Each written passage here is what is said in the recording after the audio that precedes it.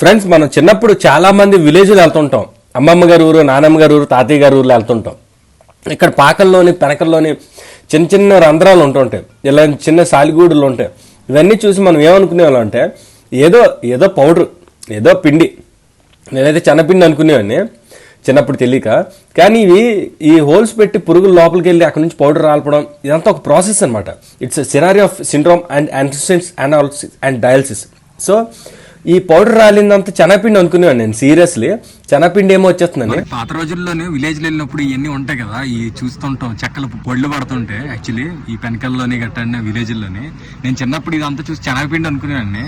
కానీ ఇది ఈ రాళ్ళ పొట్టు అనమాట, రాలిపోతుంటాయి. పురుగులు వెళ్ళి గొల్ల పెడుతుంది, చిన్న హోల్ చేసి అందులోంచి పొట్టు రాలిపోతుంటుంది.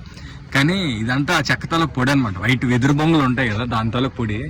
బట్ ఏంటంటే సేమ్ శనగపిండి, మనం బేసర్ అంటాం కదా, శనగపిండి అనుకున్నాను తెలియక చిన్నప్పుడు.